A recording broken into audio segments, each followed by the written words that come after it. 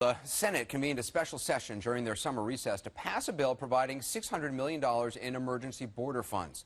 Now, granted, the chamber was nearly empty, but enough showed up to send the bill to President Obama, who's going to sign it tomorrow. The money will pay for some 1,500 new border agents and equipment along the U.S.-Mexico border. It's got strong bipartisan support, as you can imagine, and with midterm elections coming up, some say that's not surprising. Let's get to the raw politics. Joining me, CNN political contributor and Democratic strategist Paul Begala, and also Joe Arpaio, sheriff of Maricopa County, Arizona. Sheriff Arpaio, this bill provides 1,000 new Border Patrol, 500 Customs and Immigration agents, plus unmanned aircraft to monitor the border. Is this a real help, or do you think this is an election year stunt? Every little bit helps. Where have they been the last 3, 4, 5 years? So it is an election year, but it's better than nothing. At least we're sending law enforcement agents down there versus the National Guard that can't do anything anyway. Paul, to those who say, look, this is just, politics getting something done before the midterms. I'm going to let Sheriff Arpaio speak because I want to hear him thank Nancy Pelosi and thank Harry Reid and thank Barack Obama for the assistance that they've put forward here. $600 million is not nothing. It's part of a $17 billion budget on immigration control. $17 billion. To put that in perspective, we spend $5 billion a year on cancer research. And cancer is a much greater threat, frankly, to most of us than illegal immigrants are, but what the heck? It took them a long time to do it. I've been fighting this problem for 3 years. Their own Department of Justice is investigating me. Why doesn't the president, who has a good relationship, I believe, with the Mexican president, why don't they ask to send the Border Patrol across the border and clean up the mess and be operational like I used to be operational? Why don't they do that instead of on our side of the border? On a bilateral policy, bilateral. I didn't hear that, thank you. I didn't even hear a gracias, but, I guess we'll let that go. I don't know that I thought the argument was, and certainly what I believe, that we should enforce the border, not erase the border, right? I mean, there is a border. Our guys stay on our side of the border. Their guys stay on their side of the border.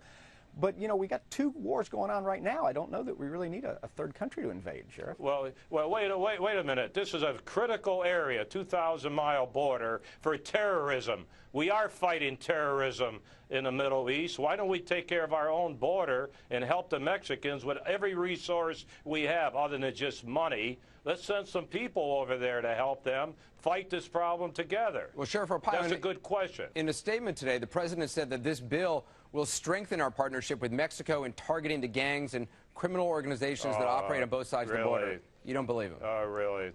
Yeah, really. 1,000 more. By the way, how long do you think it'll take to get 1,000 more Border Patrol? You have to train them. So, it's not going to happen overnight, I guarantee you. I was a federal official for 30 years, so I know how the feds operate.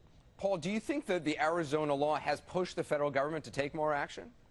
Well, I think probably yes. Of course it has. Of course it has. I think it has. But now the question will be, will Sheriff Arpaio and others who've been calling for more security on the border acknowledge, gee, we're putting more security on the border. Barack Obama has increased deportations by 10% over the highest number that President Bush ever had. They're strengthening protection of the border. The question is, will those conservatives now support comprehensive immigration reform so we can grab people who are here illegally, make them pay a fine, make them pay back taxes, make them learn English, have them get to the back of the line, register with the government? That's punishment. Or are they just kind of interested in ginning it up? Oh, please, 5 different punishments. 5 different punishments. Would you want 6? Would you want 12? What do you want, Sheriff? You want to just deport them all? No, I'm doing okay here. 100,000 are left. I lock up people in the interior. Everybody talks about the border. We enforce the laws in the interior. 40% of the undocumented aliens who are in America are here for overstaying their visa. So we can do everything we want at the border. They're coming in 40% coming in at the border legally, but then overstaying their visa. In fact, that's what a lot of these 9/11 terrorists were doing. And so don't you think we got to do more than simply secure the border? Don't you have to have comprehensive immigration reform? No, you have to enforce the interior, lock them up inside. Also, not just at the border. If they get through, you lock them up, just like you do any other federal crime. That's so good law enforcement, good strategy. Okay, we're going to lock up 12 million people? We're going to lock up 12 million people?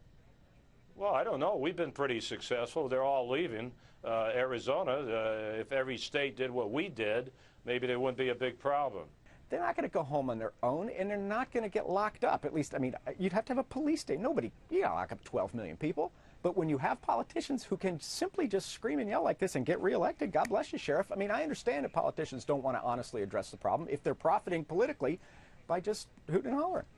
Paul Begala. Well, I'm not a politician. I'm a law enforcement guy. I lock everybody up. And how do you get that job, sir? I was elected to do the job, but I'm also a law enforcement guy. That makes you a politician, which is an honorable thing. I love politicians. I spent my career working for politicians. You want to call me a politician? Okay, thank God I'm elected. I would have been fired 17 years ago if I was appointed. I would have been fired by the bureaucrats and the politicians. You know that, but you can't fire me. You can investigate me. No, you guys can investigate me, but you can't fire me. We got to leave it there. Sheriff Arpaio, Paul Begala. Gentlemen, thank you.